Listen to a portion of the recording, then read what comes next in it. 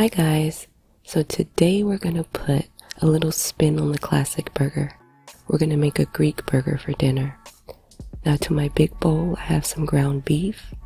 I'm gonna add some fresh chopped spinach, some minced red onion. I'm also gonna add in some feta cheese. Now this one has like some herbs in it, but regular feta cheese is fine. Now if you like sun-dried tomatoes, you could go ahead and chop some up and add them in here too, but I don't like them. So you're gonna go ahead and sit that bowl to the side. Now in a small bowl, I'm gonna whisk an egg, and then I'm gonna add in some minced garlic, a little bit of olive oil. I'm gonna add in some seasonings, which is some salt, pepper, a little bit of oregano, and some paprika. And then we're going to mix that well. And then we're going to go ahead and add that to our meat.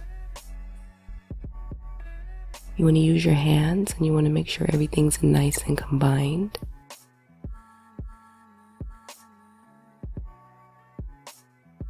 And then you're going to go ahead and make your patties.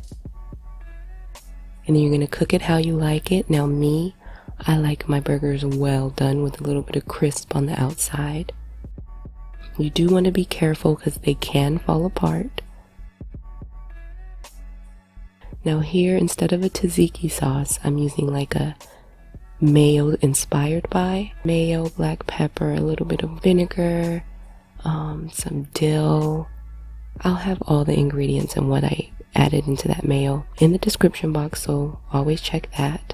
But yeah, now you can just put your burger together. I added some tomato, cucumber, red onion, some spinach. You guys, I even made some bacon and put it on top of one of these burgers. It was so freaking delicious. Yum.